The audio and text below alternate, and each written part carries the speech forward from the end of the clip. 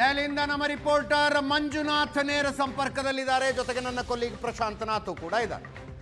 ಮಂಜು, ಏನಾಗ್ತಿದೆ? ಸಿದ್ದರಾಮಯ್ಯನವರನ್ನ ಸಭೆಗೆ ಕರೆದ್ರು ಅಂತ, ಅದರರ್ಥ ಒಳಗಡೆ ಸುದ್ದಿಗಳು ಬರ್ತಾ ಇದ್ದಾವೆ ಹೊರಗೆ.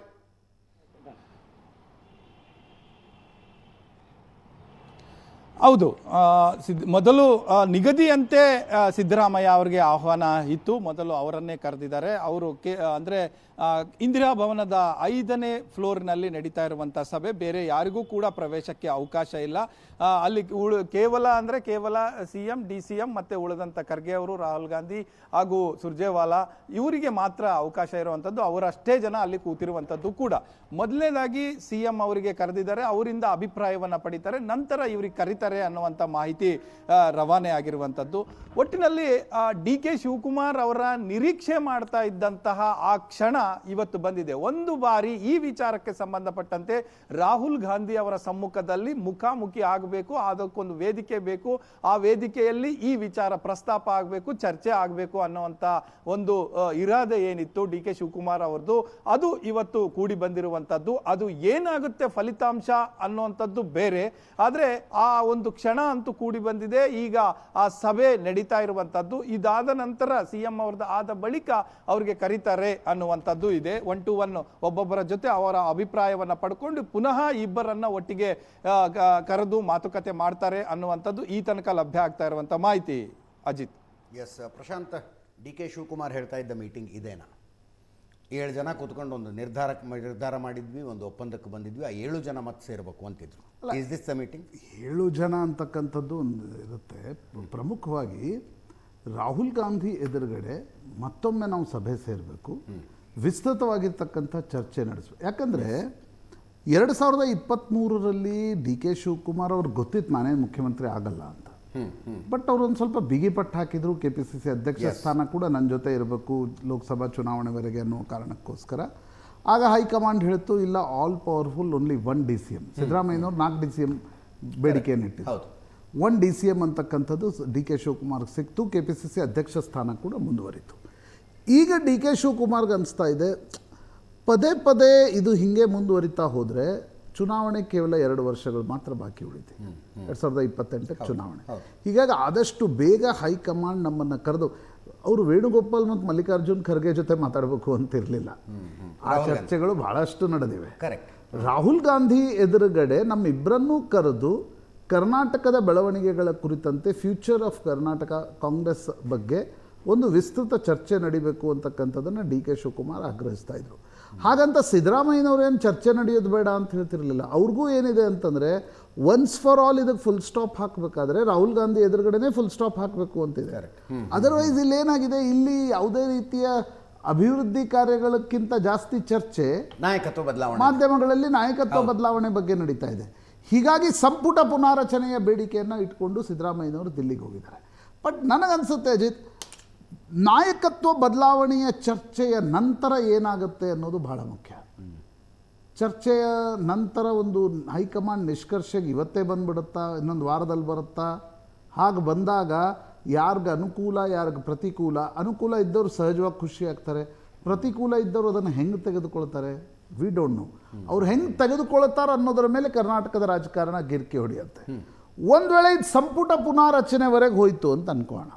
ನಾನು ಹೇಳಿ ಈಗ ನೋಡಿ, DK ಶಿವಕುಮಾರ್ಗೆ ಹಿನ್ನಡೆ ಅಂದರೆ ನಾಯಕತ್ವ ಬದಲಾವಣೆ ನಡೆದರೆ ಸಂಪುಟ ಪುನಾರಚನೆ ನಡೆಯುತ್ತೆ. ಹೌದು ಅಲ್ವಾ? ಆಗ ಸಂಪುಟ ಪುನಾರಚನೆಗೆ ಮಹತ್ವ ಇರಲ್ಲ, ನಾಯಕತ್ವ ಬದಲಾವಣೆಗೆ ಮಹತ್ವ ಇರುತ್ತೆ. ನಾಯಕತ್ವ ಬದಲಾವಣೆ ಇಲ್ಲದೆ ಸಂಪುಟ ಪುನಾರಚನೆವರೆಗೆ ಈ ವಿಷಯ ಮುಂದೆ ಹೋಯಿತು ಅಂತಂದರೆ not only set back for DK Shivakumar. DK Shivakumar ಒಂದು ರೀತಿ ಮುಂದೆ ಏನು ಮಾಡಬೇಕು, ಚೆಕ್ಮೇಟ್ ಆಗ್ತಾರಾ ಅಥವಾ ಮುಂದೆ ಏನಾದರೂ ಅವಕಾಶಗಳನ್ನ ಕಾಯ್ತಾರಾ ಬೇರೆ ಪಕ್ಷಗಳೊಂದಿಗೆ, ವಿ ಡೋಂಟ್ ನೋ. ಇವೆಲ್ಲವೂ ಕೂಡ ಸ್ಪೆಕ್ಯುಲೇಷನ್ಸ್ ಮಾತ್ರ.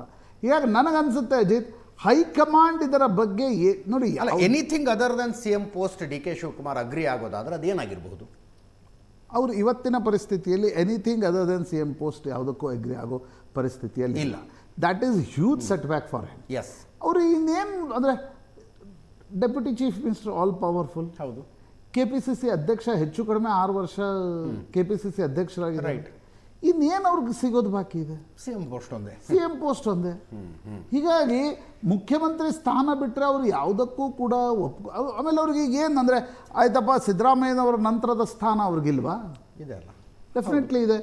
ಕರ್ನಾಟಕದ ಕಾಂಗ್ರೆಸ್ನಲ್ಲಿ ಇವತ್ತಿನ ಮಟ್ಟಿಗೆ ಸಿದ್ದರಾಮಯ್ಯನವರಷ್ಟೇ ಪವರ್ಫುಲ್ ಯಾರಾದರೂ ವ್ಯಕ್ತಿ ಇದ್ದರೆ ಅದು DK ಶಿವಕುಮಾರ್ ಇದ್ದಾರೆ.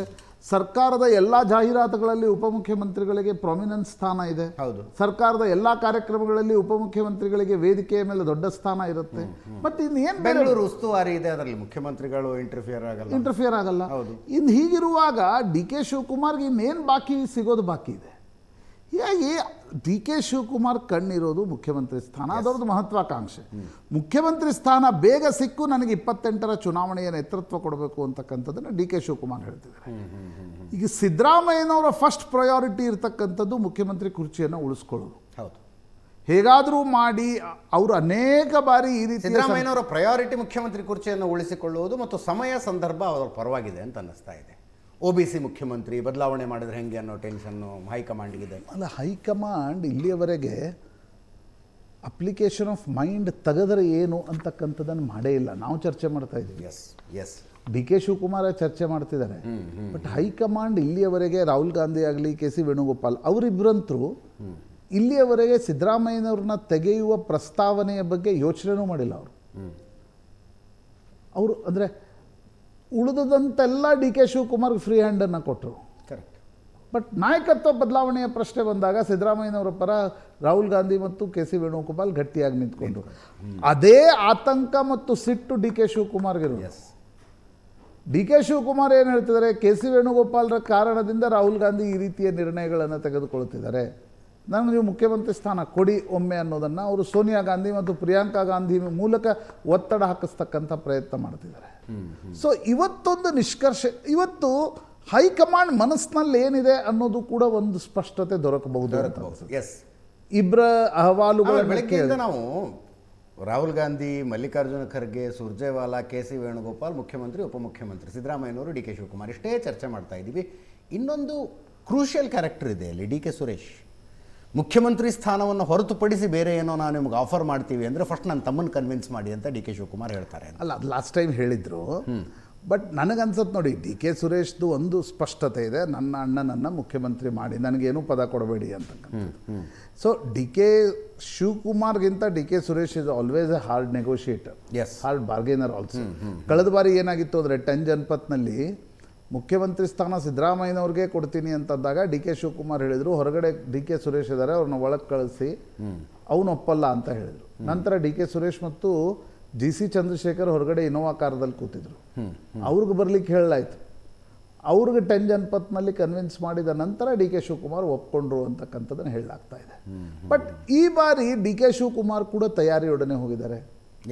ಅವ್ರಿಗೂ ಗೊತ್ತಿದೆ ಇದು ಹಿಂಗಾರು ಬೀಳುತ್ತೆ, ಹಿಂಗಾದರೂ ಬೀಳುತ್ತೆ, ಹಿಂಗೆ ಬಿದ್ದರೆ ನೆಗೋಷಿಯೇಟ್ ನಾನು ಎಷ್ಟು ಹಾರ್ಡ್ ಬಾರ್ಗೇನಿಂಗ್ ಮಾಡಬೇಕು ಅಂತಕ್ಕಂಥ ಎಲ್ಲ ಮೈಂಡ್ ಗೇಮ್ಗಳನ್ನು ಸಿದ್ದರಾಮಯ್ಯ ಮತ್ತು DK ಶಿವಕುಮಾರ್ ನಾವೆಷ್ಟು ಸ್ಟಡಿ ಮಾಡ್ತೀವೋ ಅದರ 10 ಪಟ್ಟು ಸ್ಟಡಿ ಮಾಡಿರ್ತಾರೆ. ಪೊಲಿಟಿಕಲ್ ಕೆಲವು ನನಗನ್ಸತ್ತೆ ಕೆಲವು ಗೈಡೆನ್ಸ್ಗಳನ್ನು ಕೂಡ ತೆಗೆದುಕೊಂಡಿರ್ತಾರೆ, ಏನಾದರೆ ಏನಾಗಬಹುದು ಅಂತಕ್ಕಂಥದ್ದು. ಹೀಗಾಗಿ ಒಂದು ನಿಶ್ಚಿತವಾಗಿ ಇವತ್ತಿನ ಸಭೆಯ ನಂತರ ಒಂದು ಸೆನ್ಸ್ ದೊರಕಬಹುದು ಅನ್ಸುತ್ತೆ ಹೈಕಮಾಂಡ್ ಏನು ಮಾಡ್ಬೋದು. ಬಟ್ ನೀವು ಅದರ್ ವೇ ರೌಂಡ್ ಹೈಕಮಾಂಡ್ ದೃಷ್ಟಿಯಿಂದ ಯೋಚನೆ ಮಾಡಿ. ಕಳೆದ ನರೇಂದ್ರ ಮೋದಿ ಬಂದ ನಂತರ ಹೈಕಮಾಂಡ್ ಇಂಥ ಯಾವುದೇ ಎಕ್ಸಸೈಸನ್ನು ಮಾಡಿಲ್ಲ. 12 ವರ್ಷ ಆಯಿತು. ಯಾವ್ದು ಲಾಸ್ಟ್ ಎಕ್ಸಸೈಸ್ ಯಾವುದು? ಅಲ್ಲ, ರಾಜಸ್ಥಾನ ಎಕ್ಸಸೈಸ್ ಫೇಲ್ ಆಯಿತು, ಛತ್ತೀಸ್ಗಢ ಎಕ್ಸಸೈಸ್ ಫೇಲ್ ಆಯಿತು, ಮಧ್ಯಪ್ರದೇಶದಲ್ಲಿ ಎಕ್ಸಸೈಸ್ ಮಾಡೋಕೆ ಮುಂಚೆನೇ ಜ್ಯೋತಿರಾದಿತ್ಯ ಸಿಂಧಿಯಾರನ್ನು BJP ತೆಗೆದುಕೊಂಡು ಹೋಗ್ಬಿಡ್ತು. ಸೊ ಈಗ ಅಶೋಕ್ ಗೆಹ್ಲೋಟ್ರನ್ನ ತೆಗಿಲಿಕ್ಕೆ ಮಲ್ಲಿಕಾರ್ಜುನ್ ಖರ್ಗೆ ಸ್ವತಃ ಮತ್ತು ಅಜಯ್ ಮಕೇನ್ ಇಬ್ಬರು ಕೂಡ ಜೈಪುರಕ್ಕೆ ಹೋದರು. ಇವ್ರು ಲ್ಯಾಂಡ್ ಆಗ್ತಾ ಇದ್ದಂತೆ ಅಶೋಕ್ ಗೆಹ್ಲೋಟ್ರ ಬೆಂಬಲಿಗರ ನಿವಾಸದಲ್ಲಿ 80% ಆಫ್ ದಿ ಶಾಸಕರು ಸೇರಿಬಿಟ್ರಲ್ಲಿ. ಶಾಸಕಾಂಗ ಪಕ್ಷದ ಸಭೆ ಇವ್ರದ್ದು ಒಪ್ಪಿಗೆನೇ ಪಡಿಲಿಲ್ಲ. ಅಶೋಕ್ ಗೆಹ್ಲೋಟ್ ಹೇಳಿದ್ರು, ನನಗೆ AICC ಅಧ್ಯಕ್ಷ ಸ್ಥಾನ ಬೇಡ. ಹಿ ವಾಸ್ ಸಿದ್ದರಾಮಯ್ಯ ಅವ್ರಿಗಿಂತ ಟ್ರಸ್ಟೆಡ್ ಅಲ್ಲ, ಈ ಟ್ರಸ್ಟೆಡ್ ಲೆಫ್ಟಿನೆಂಟ್ ಆಫ್ ಗಾಂಧಿ.